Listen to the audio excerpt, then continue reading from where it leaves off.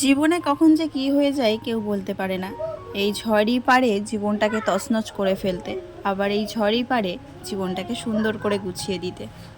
জীবনে কাঁদতে হলে একা কাঁদুন, আর হাসতে হলে সবাইকে নিয়ে হাসুন। তোমার যে জীবনে কষ্ট আছে এটা কাউকে বুঝতে দিলে হবে না। যদি কেউ বুঝতে পারে যে তুমি জীবনে কষ্ট পাচ্ছ, তাহলে সেই কষ্টটাকে আরও বাড়িয়ে দিতে মানুষের অভাব হয় না। সংসারে তো অভাব আসবেই, আর সেই অভাবটাকে কাউকে বুঝতে দিলে হবে না। নিজের অভাব নিজেকেই মেটাতে হবে। তুমি যদি একদিন না খেয়ে থাকো, কেউ এসে বলবে না যে নাও আমার ভাগের খাবারটা তুমি খাও, কেউ বলবে না। তাই নিজেকে শক্ত করো আর এগিয়ে চলো সামনের দিকে, কোনো পিছুটান নেই। তো হাই বন্ধুরা, আমি মৌসুমি চলে এসেছি নতুন আরও একটা ভিডিও নিয়ে। আজকে দেখো, দুপুরবেলার থেকেই ঝড় বৃষ্টি শুরু হয়ে গেল। এখন না বাগানে আম আছে, বুঝলে তো, তাই জন্য কেউ আর বাড়িতে থাকছে না। এত ঝড় হচ্ছে, তাও দেখো সব বাগানে। আর অয়ন একটা আম পেয়েছে, তো সেই আমটা পোকা মতো ছিল, ওই জন্য ছুঁড়ে দিল। আর না হলে কিন্তু নিজে থেকেই নিয়ে আসতো এখানে। আর দেখো এত ঝড় হচ্ছে, যেন মনে হচ্ছে গাছপালা মাঝখান থেকে ভেঙে যাবে। আমি আর ছোট বারান্দায় বসে আছি আর এইসব ভিডিও করছি। আর হচ্ছে মা, বাবা, অয়ন সব ওই বাগানের মধ্যে। দেখো বৃষ্টিও কিন্তু শুরু হয়ে গেছে।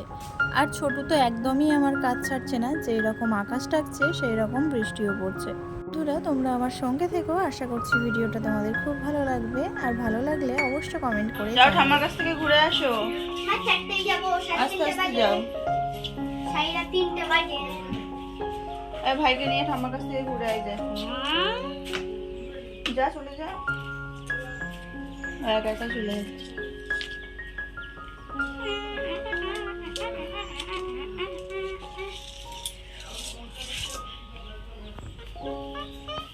গুড ইভিনিং বন্ধুরা, কেমন আছো সবাই? আশা করছি ভালো আছো। তো বন্ধুরা, এই দেখো রান্নার পরে রান্নার পুরো একদম বেহাল অবস্থা রান্নার জায়গাটা। আর ছোটকে ঘুম পাড়াতে গিয়ে আজকেও আমি ঘুমিয়ে পড়েছি। আর চলো এখন এই আমগুলোকে জায়গা মতো রাখতে হবে।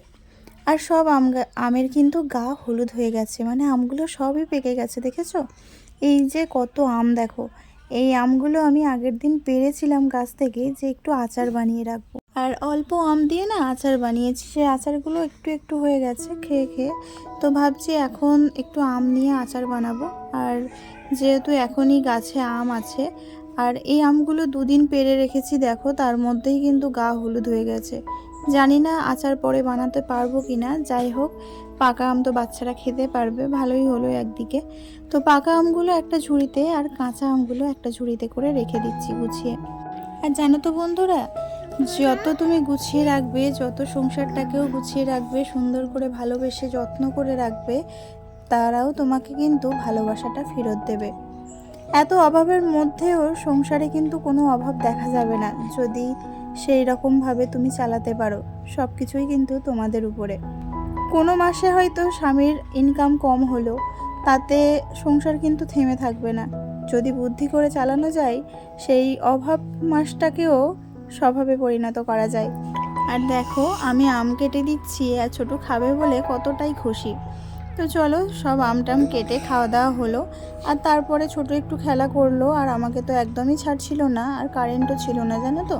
তাই জন্য মাঠে গিয়েই বসেছিলাম।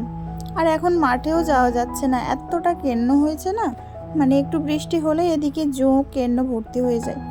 আর তারপরে সন্ধেবেলা ও একটু পাউডার মাখছিল, মানে একা একাই ওই রকম করে পাউডার মাখছিল, তাই তোমাদের সাথে একটু শেয়ার করলাম।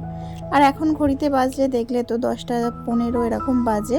তো ছোট কিন্তু ঘুমিয়ে পড়েছে। আর এদিকে আমাদের খাওয়া দাওয়া হয়ে গেছে। আর এই বাসনগুলো এক জায়গায় করে রেখেছি, এগুলো মাজতে যাব। আর তারপরে বাদবাকি আমার প্রায় সব কিছুই গোছানো আছে। তো ঘরে এসে আগে এদের বিছানাটা করে দিই, এরা দুই ভাই শুয়ে পড়বে, আমি বাইরে গিয়ে আমার কাজগুলো নিশ্চিন্তে করতে পারবো। আর কালকে অয়নের পড়া আছে, তাই জন্য ও বইটা গুছিয়ে রাখলো, এতে করে ওর অনেকটাই সুবিধা হয়। সকালবেলা উঠে দাঁত ব্রাশ করে আর একটু ছাতু খেয়ে বেরিয়ে যেতে পারে। অনেক অনেক সময় তো দেরি হয়ে যায়, আর বইটা গোছানো থাকলে ঠিক সময় মতো পৌঁছে যেতে পারে।